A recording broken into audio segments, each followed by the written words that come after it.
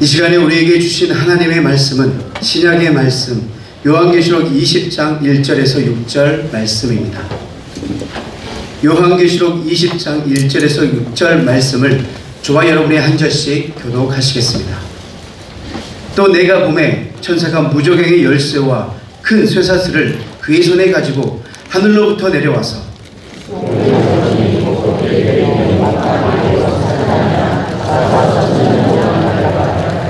무저갱에 던져 넣어 잠그고 그 위에 임봉하여 천년이 차도록 다시는 만국을 미혹하지 못하게 하였는데 그 후에는 반드시 잠깐 노일이라.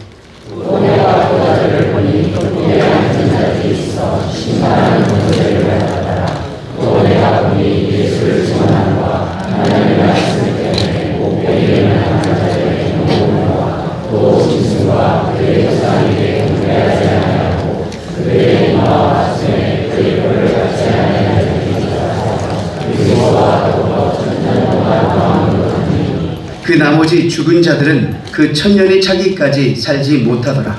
이는 첫째 부활이라.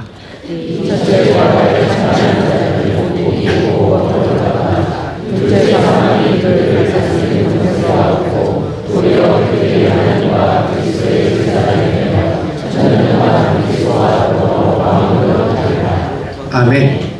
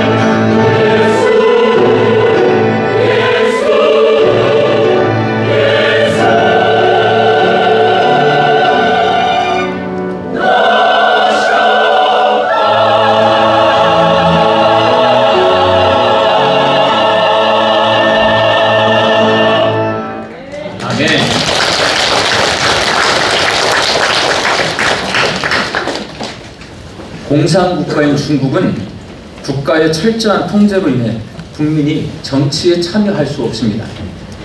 그리고 민주국가지만 정치는 정치인들이나 하는 것이다 라고 생각하는 일본은 많은 국민이 정치에 별 관심이 없습니다. 그에 비해 우리나라는 정치에 관심을 갖는 국민이 많습니다. 그리고 많은 국민이 정치에 적극 참여합니다. 제가 인공지능인 챗 GPT에게 우리나라 국민이 이렇게 정치에 적극적으로 참여하는 이유가 뭐냐고 물었어요. 그랬더니 챗 GPT가 3가지 이유를 가르쳐 줬습니다. 첫 번째는 외세의 지배를 극복하려는 경험이랍니다.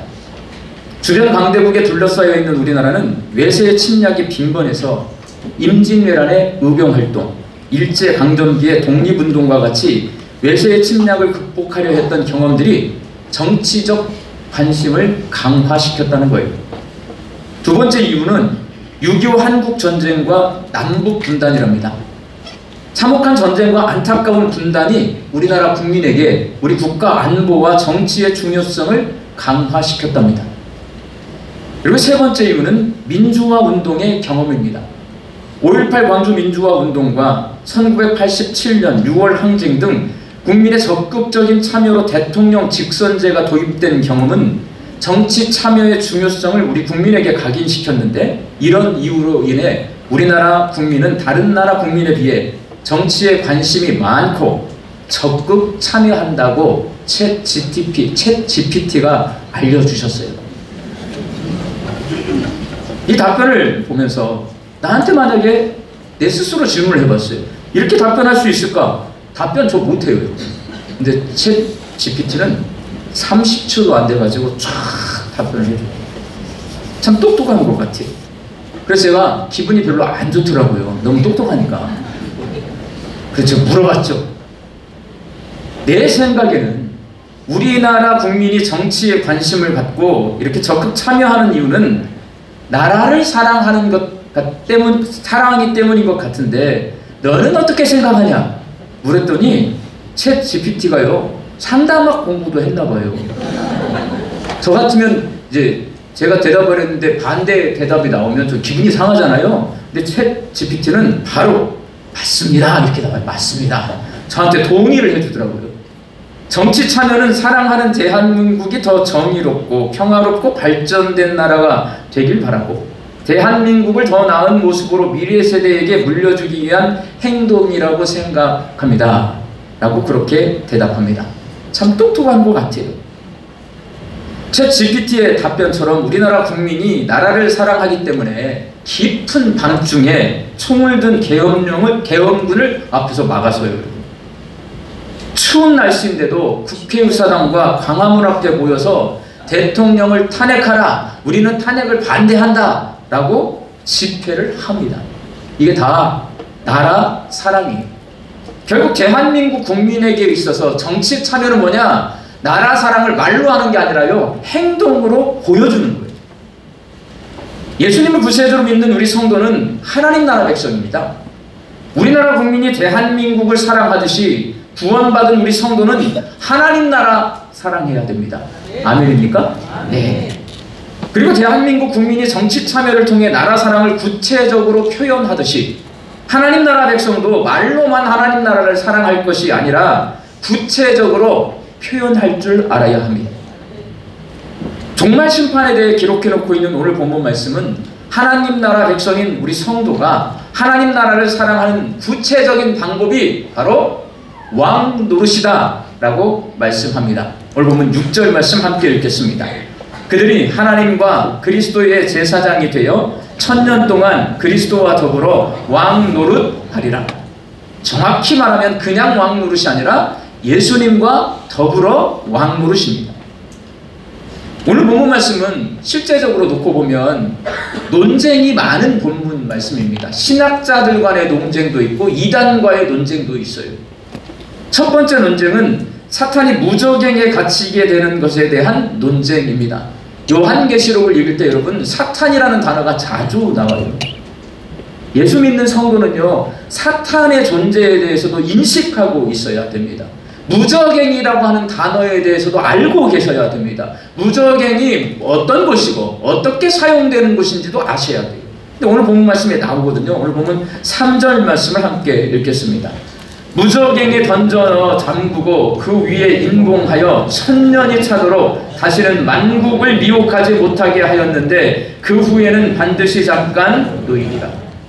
이 말씀을 두고 사탄이 무적행에 갇혀 있다가 언제 놓이게 되었는지, 그냥 계속 갇혀 있지 왜 노임받게 되는지 그 이유에 대해서 서로 논쟁이 있습니다. 두 번째 논쟁은 천년 왕국에 대한 논쟁입니다. 성도들이 그리스도와 더불어 왕노릇하는 천년 동안, 이 천년 동안을 천년 왕국이라고 부르는데, 예수님이 재림하신 후에 이 천년 왕국이 임한다는 전천년설, 이것도 들어두셔야 돼요. 예수님이 재림하신 후에 천년왕국이 온대요. 전천년설. 예수님이 재림하시기 전에 천년왕국이 온대요. 후천년설. 예수님이 이 베들레헴에서 태어나실 때부터 이미 천년왕국이 임해가지고 지금까지 지금 이어지고 있대요. 무천년설. 이런 논쟁이 있어요. 세 번째 논쟁은 첫째 부활에 대한 논쟁입니다. 오늘 보면 5절 말씀 함께 읽겠습니다. 그 나머지 죽은 자들은 그 천년이 차기까지 살지 못하더라. 이는 첫째의 부활이라. 여기서 천년이 차기까지 살지 못하더라. 살지 못한다는 말은요, 부활한다는 말인데 다시 살아난다는 말이에요. 천년이 지나고 나면. 그러면 어떻게 되냐? 둘째 부활이 있다는 말이 됩니다. 그래서 첫째 부활은 믿는 성도들의 부활이고, 둘째 부활은 불신자들의 부활이다. 그것이 맞다, 틀리다, 서로 논쟁이 있습니다. 근데 여러분, 사탄이 무적행에서 왜 풀려나는지, 천년왕국이 언제 임하는지, 첫째 부활과 둘째 부활이 도대체 무슨 의미인지 알 수 있을까요, 없을까요? 모릅니다. 서로 논쟁을 하는데요, 답을 찾을 수가 없어요. 이건 언제 알게 되는 거예요? 예수님 재림하시면 그때 다 알게 되는 거예요. 그러니까 재림하시면 알게 되는데 재림을 아직 안 하셨기 때문에 논쟁이 붙어요. 아무리 서로 논쟁을 해도 답을 찾을 수가 없다. 그러면 이런 논쟁 하면 될까요, 안 될까요? 제가 볼 때 시간 낭비예요, 여러분. 이런 논쟁은 그냥 이런 논쟁이 있구나 하고 조심스럽게 해석하면 돼요. 이단에 휩쓸리지 않으면 되고, 내가 극단적인 결론을 나 스스로 내려가지고 거기에 내가 잘못된 해석을 따라가지 않으면 돼요. 조심해서 이 본문을 읽으면 됩니다. 그런데 오늘 본문 말씀을 읽을 때 명확한 게 있어요. 그러니까 그게 가장 중요한 거예요. 뭐가 명확하냐? 누가 예수님과 함께 왕노릇하는가는 오늘 본문 말씀에서 명확하게 답을 줍니다. 그러니까 다른 것, 천년왕국, 첫째 부활, 무적행, 이런 거 관심보다 오늘 본문 말씀에서 우리가 관심을 가져야 될 것은 누가 예수님과 함께 왕노릇할 수 있을까? 왜? 왕노릇이 오늘 본문을 읽어보면 결국은 하나님 나라 백성인 우리 성도들이 하나님 나라 살아가는 방법이거든요. 그럼 누가 왕노릇할 수 있는가? 오늘 보면 4절 말씀을 함께 읽겠습니다. 예수를 증언함과 하나님 말씀 때문에 목배임을 당한 자들의 영혼들과 또 짐승과 그의 우상에게 경배하지 아니하고 그들의 이마와 손에 그의 표를 받지 아니한 자들이 살아서 그리스도와 더불어 천년 동안 왕노릇하니. 여기에 세 종류의 사람을 말하고 있어요. 첫 번째는 목배임을 당해 죽을지라도 끝까지 믿음을 지킨 사람들이에요. 이 사람들 누구예요? 목 베어서 죽었어요. 믿음 지키느라고. 누구예요? 순교자들을 말하는 거예요. 너 죽어 해도 끝까지 나는 예수님 믿겠습니다. 목 베어서 죽었어요. 순교자들이 예수님과 더불어 왕노릇합니다. 두 번째는 박해 가운데서도 우상에게 절하지 않고 하나님만 섬기는 믿음을 지킨 사람들. 기독교의 역사는 고난의 역사, 박해, 핍박의 역사예요, 여러분. 그 핍박의 역사 속에 기독교 역사는 신앙을 끝까지 지킨 사람들이 이 역사를 써내려가고 있는 겁니다. 박해를 받아도 내가 믿음을 끝까지 지킨 사람들, 그 사람이 예수님과 더불어 왕노릇하게 됩니다. 세 번째는 사탄의 미혹을 이겨내고 이마와 손에 짐승의 표를 받지 않은 성도들. 다른 말로 하면 사탄의 방식에 따라 살지 않고 하나님 말씀에 순종하여 믿음을 끝까지 지킨 성도들. 요한계시록은 말합니다. 우리의 인생은 그냥 태어났다 그냥 가는 것이 아니다. 안개처럼 사라지는 인생이 아니다. 우리의 인생은 영적 전쟁터에 내몰린 하나님의 군사다라고 말해요. 영적 전쟁이 있어요. 사탄은 끊임없이 우리를 미혹합니다. 사탄은 우리에게 시험을 줍니다. 그 미혹에 넘어가지 않고 시험에 넘어지지 않고 내 믿음을 끝까지 지킨 하나님의 성도들, 예수님과 함께 왕노릇하게 될 것이다 말합니다. 성도들이 죽음의 위협과 사탄의 미혹을 이겨내고 끝까지 지킨 믿음을 구체적으로 말하면 세 문장 나옵니다. 그러니까 성경은요, 우리가 믿음을 지켜야 된다고 하는데, 여러분, 믿음을 지키려면 믿음이 뭔지 알아야 지킬 수 있어요. 믿음이 뭐예요? 믿음은 손으로 안 만져지잖아요. 믿음은 눈에 보이지 않습니다, 여러분. 그럼 믿음이 뭐냐? 한국교회 성도들에게 믿음이 뭐예요? 라고 묻는 순간 전부 입을 닫습니다. 눈만 깜빡 뭐라고 대답해야 되나? 이단들이 다 채가버려요. 우리는 믿는 사람이에요. 믿음이라고 하는 말을 기도할 때마다, 설교할 때마다, 찬송을 부를 때마다 빼놓지 않고 믿음을 말하는데, 그럼 당신이 말하는 믿음이 무엇입니까? 라고 물었을 때 믿음은 이것입니다 라고 답변을 할 수 있어야 될 거잖아요. 근데 껌뻑 쳐다봅니다. 여러분, 믿음이라고 하는 것은 내 눈에 보이거나 내 손에 잡히지 않습니다. 결국 만져지지 않고 잡혀지지 않는 물체가 아니라는 거예요. 믿음이라고 하는 것은 내 눈에 보이지 않기 때문에요, 내가 뭘로 믿는 거예요? 마음으로 믿고 입으로 시인해야 되는 거예요, 여러분. 그러면 믿음이라고 하는 건 내가 뭘 믿는지를 정확히 알아야 설명할 수 있어요. 첫 번째, 우리가 믿는 믿음은 예수님을 믿잖아요. 근데 예수님을 왜 믿어요? 하나님이시라고 믿는 거예요. 성경이 내 사랑하는 아들이요, 하나님이 하늘에서 소리를 들려주셨어요. 음성을 들려주셨어요. 예수님을 향해서. 그래서 우리는 예수님이 하나님의 아들이심을 믿는 겁니다.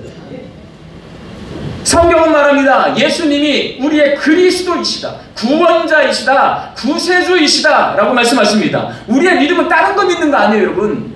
예수님이 나의 구원자이심을 믿는 겁니다. 예수님이 나의 구원자가 되셨을 때, 십자가에서 죽으셨을 때 그 십자가의 죽음을 대속의 죽음이라고 해요. 대신 속해 주셨다. 예수님의 생명값으로 내 생명값을 대신해 주셨어요. 그래서 우리가 예수님께 그 다음부터 어떻게 되냐? 예수님을 주인으로 섬기는 거예요. 나는 종이 되는 거예요. 예수님은 나의 주님이십니다. 주인님이십니다. 이걸 믿는 거예요.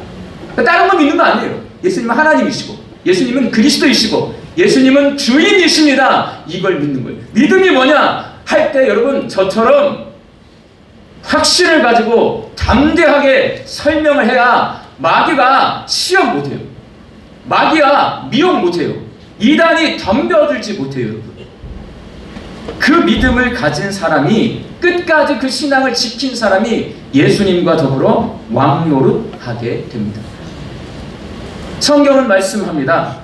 예수님을 나의 구세주로 믿은 사람, 예수님이 하나님의 아들이시고 그리스도이심을 믿는 사람은 그 순간부터 예수님과 더불어 왕노릇하게 된다. 옛사람 벗어버리고 새 사람을 덧입어서 왕노릇하게 된다라고 말씀하십니다.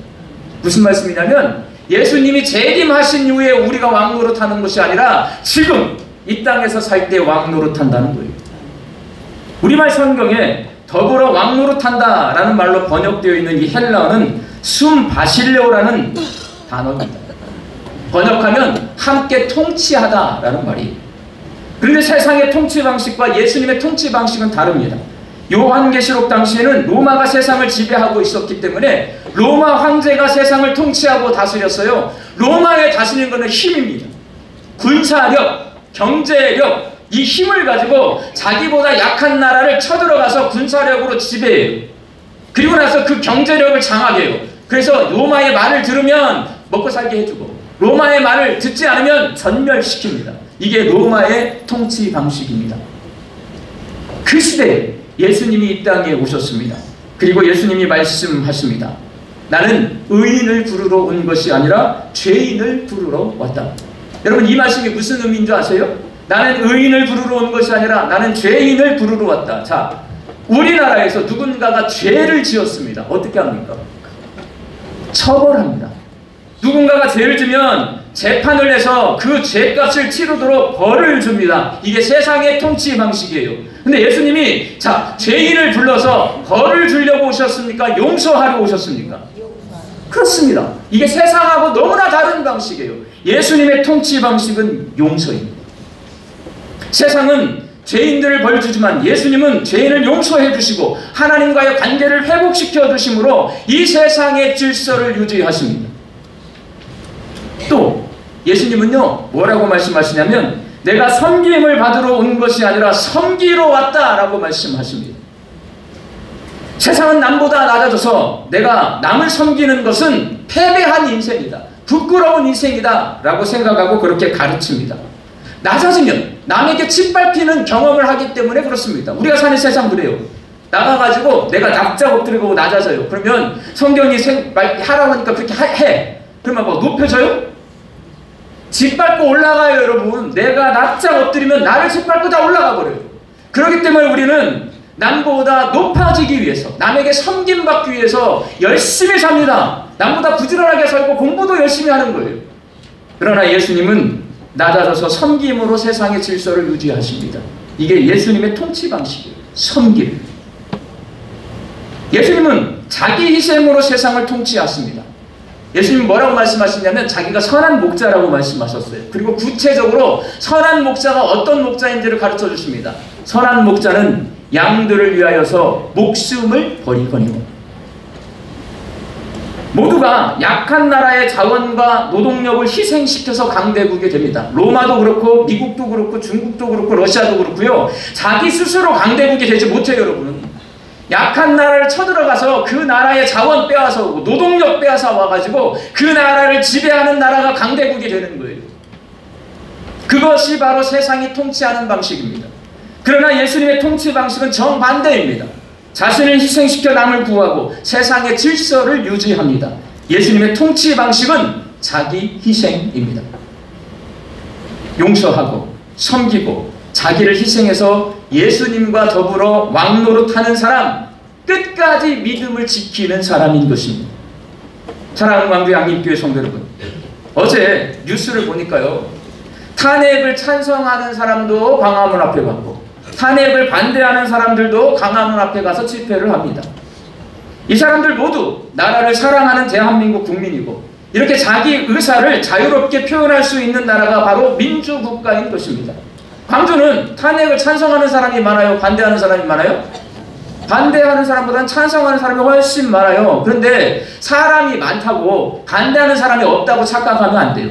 우리 양림교회도 분명히 탄핵을 반대하시는 분 계실 거란 말이에요. 민주주의는 나는 탄핵을 찬성합니다, 나는 탄핵을 반대합니다, 서로 대화할 수 있어야 돼요. 자기 자신을, 자기의 의사를 자유롭게 표현할 수 있는 게 민주주의고 그게 대한민국인 거예요. 우리는 민주공화국이니까. 이렇게 민주국가인 대한민국의 국민은요, 정치 참여를 통해서 강화도 앞으로 가는 거예요. 도청 앞으로 가는 거예요. 가가지고 나는 탄핵 찬성합니다, 나는 반대합니다, 자기 의사 표현하라. 이게 나라 사랑하는 방법이에요. 예수님을 믿는 광주 양림교회 성도들은 하나님 나라 백성입니다. 하나님 나라 백성은 예수님과 함께 왕노릇하는 것을 통해 하나님 나라 사랑을 실천해요. 대한민국 국민 가운데 우리나라를 사랑하지 않는 사람은 아무도 없을 겁니다. 모든 국민이 우리나라 사랑합니다. 마찬가지로 우리 광주 양림교회 성도들 가운데 하나님 나라를 사랑하지 않는 성도는 아무도 없을 거라고 저는 믿습니다. 그렇다면 모든 성도가 하나님 나라 사랑하셔야 합니다. 그러나 생각과 말에서 머무르는 사랑은 사랑이 아닙니다. 사랑은 움직이는 것입니다. 예수님이 보여주세요. 예수님 우리 사랑하잖아요. 하늘에서 인간의 몸을 입고 땅으로 내려오십니다.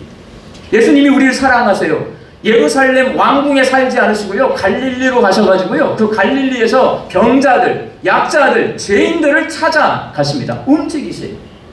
예수님은 십자가를 짊어지고 골고다 언덕 위로 올라가셔서 십자가에 달려 돌아가십니다. 움직이시는 게 사랑입니다.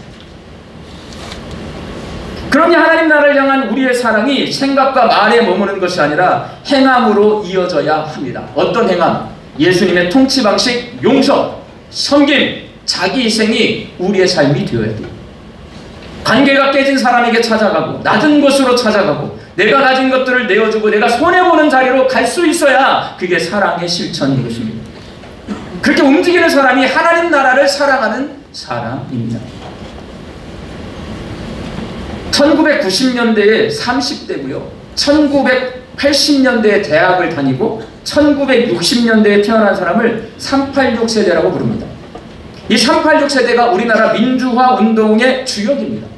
이 386 세대들이 자기 자식들이 이제 태어났잖아요. MZ 세대라고 해요. 쳐다보고 있으면 한숨만 나옵니다.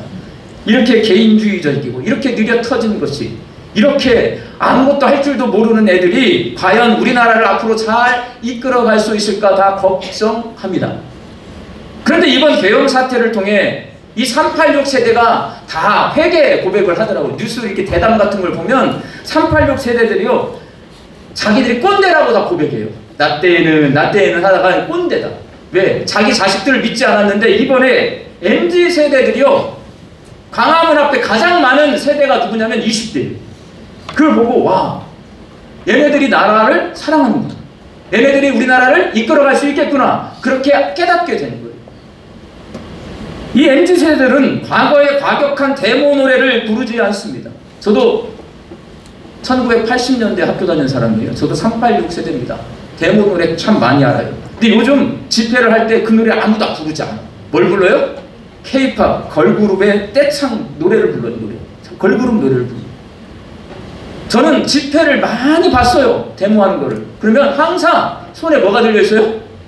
돌멩이 들려있었어요. 돌멩이가 날아가고 체류탄이 날아와요. 근데 우리 MZ세대는요, 손에 뭘 들었어요? 응원봉을 흔듭니다. 응원봉. 인터넷 기사를 보니 금남로에 모인 시민들을 위해서 따뜻한 음료와 식사를 선결제한 사람들이 많이 있대요. 그래서 커피도 공짜로 마시고 밥도 공짜로 먹어요. 광주 이 집회하시는 분들이. 근데 그 중에 한 커피숍에서 190잔의 커피를 선결제한 사람이 있어요. 자, 40대일까요? 50대일까요? 60대일까요? 70대일까요? 20대 청년들만 다 선결제예요. 50대 이상은 절대로 자기 돈 쓰지 않아요. 조사를 했는데 선결제를 다 누가 하냐? 20대 청년들이 다 한다는 거예요. 1980년으로부터 44년이 지난 2024년입니다. 우리 대한민국 국민은 그 386 세대가 나라 사랑, 민주화 운동을 위해서 열심히 했는데요, 걱정하지만 MZ 세대도 나라 사랑합니다. 대를 이어서 나라 사랑하고 있는 거예요. 하나님 나라 백성인 우리 광주 양림교회 성도들과 우리의 자녀, 다음 세대 자녀들도 대를 이어서 하나님 나라를 사랑할 수 있게 되기를 소망합니다. 오늘은 이 땅에 오신 예수님을 기억하고 다시 오실 예수님을 기다리는 대림절 4번째 주일입니다. 하나님 나라의 왕으로 이 땅에 오신 예수님은 용서, 섬김, 자기 희생으로 세상을 통치하셨고, 예수님을 왕으로 믿고 섬겼던 예수님의 제자들과 초대교회 성도들은 하나님 나라 백성이 되어서 예수님과 더불어 용서, 섬김, 자기 희생으로 세상을 통치했습니다. 그랬더니 어떤 결과가 나와 있냐? 성경이 써놨어요. 그 하나님 나라 앞에 사탄의 권세가 무너졌다 기록해 놓고 있습니다. 복음이 끝까지 전해져요. 세계의 역사, 세계사는 뭐라고 기록해 놓냐? 요한계시록 시대의 초강대국이었던 로마가 기독교 앞에 무릎을 꿇었습니다. 그러면 기독교가 힘이 셌냐? 아니에요. 예수님의 12제자 다 고문당하고 핍박당하다가 죽었습니다. 초대교회 성도들 전부 땅속에 숨어 살았습니다. 힘 없어요, 여러분. 돈도 없어요. 그런데 이 사람들은 예수님을 나의 구세주로 믿고 예수님과 더불어서 용서와 섬김과 자기 희생으로 예수님과 더불어 세상을 통치할 때, 당시에 세상을 통치하는 초강대국 로마가 그들 앞에 무릎을 꿇었습니다. 세계의 역사가 기록해 놓고 있어요. 하나님 나라 백성인 우리 광주 양림교회 성도들과 다음 세대 자녀들이 이 성경의 말씀과 세계사 속에 나와 있는 하나님의 역사를 바라보면서 왕이신 예수님과 더불어 용서와 섬김과 자기 희생으로 세상을 통치할 때에 하나님 나라를 사랑하는 백성이 되고 하나님 나라가 이 땅 위에 충만케 되기를 주님의 이름으로 축원합니다. 기도하겠습니다. 하나님, 모든 국민이 우리 조국 대한민국을 사랑하듯이 하나님 나라 백성인 광주 양림교회 성도들이 하나님 나라를 사랑하게 하여 주옵소서. 말로만 사랑하는 것이 아니라 용서하고 섬기고 자신을 희생하며 예수님과 더불어 왕노릇하며 하나님 나라를 사랑하는 백성이 되게 하여 주옵소서. 예수님의 이름으로 기도하옵나이다.